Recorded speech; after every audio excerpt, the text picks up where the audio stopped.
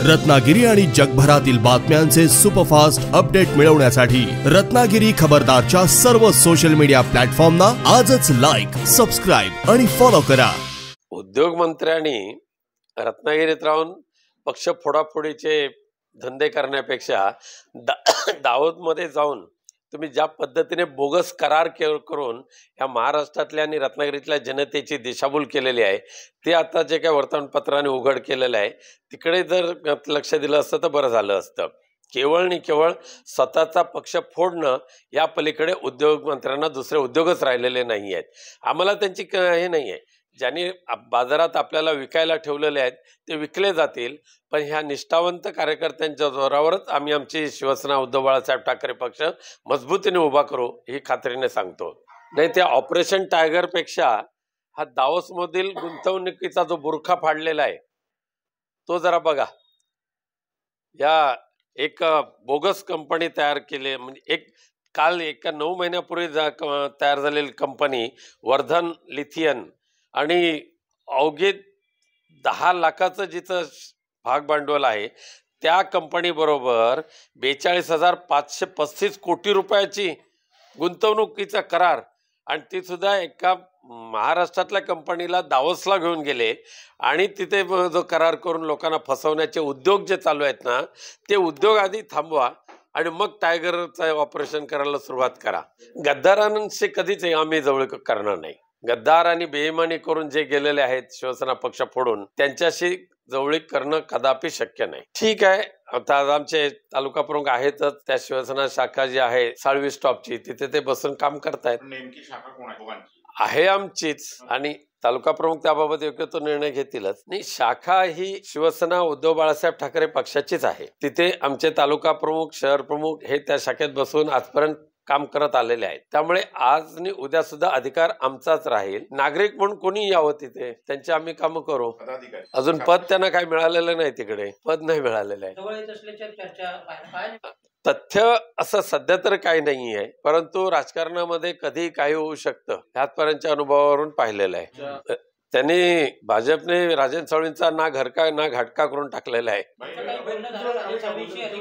माननीय पक्षप्रमुख उद्धवजी ठाकरे साहेबांनी त्यांना मातोश्वर बोलून घेऊन त्यांचं म्हणणं ऐकून घेतलं होतं।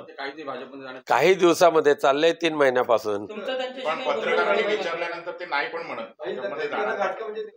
नाही, नंतर योग्य वेळेला सांगेन आणखी, ते त्यांच्याच मनात काय आहे ते त्यांनी सांगावं। त्यांचं म्हणणं ऐकून घेण्याचं काम पक्षप्रमुखांनी केलेलं आहे। मी सुद्धा त्यांच्यावर जे बोलायचं ते मी बोललेलो आहे। त्यानंतर आम्ही आमच्या आताच गोंधळ आमच्या झाला वाडीतला, त्या गोंधळाचं आमंत्रण सुद्धा आम्ही त्यांना पाठवलं होतं। पक्षप्रमुख तक्रार त्यांनी केली अशा करू शकतात, फक्त एकच पक्षप्रमुखांनी जे काही त्यांना सांगितलं ते सुद्धा आलंय वर्तमानपत्रात।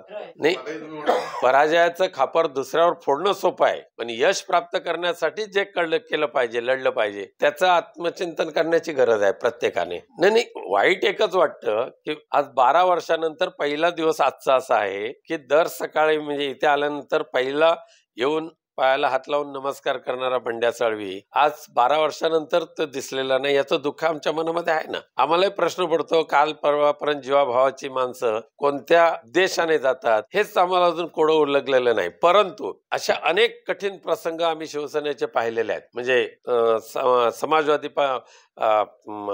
आणीबाणीच्या नंतरचा कालावधी सुद्धा, राजकीय कालावधी हा सुद्धा पाहिलेला आहे, इतर पक्षफोडीच्या नंतर सुद्धा पाहिलेला आहे। परंतु आज जे शिवसेना पक्षाला सोडून गेले त्यांचं काय अवस्था आहे ते आम्ही सुद्धा पाहतोय।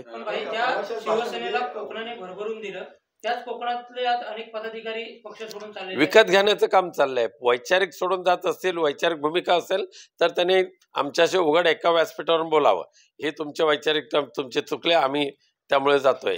सगळे देवाणघेवाणीचे व्यवहार चाललेले आहेत। ही खरेदी विक्रीच्या दुकानांमुळे लागलेली गळती आहे।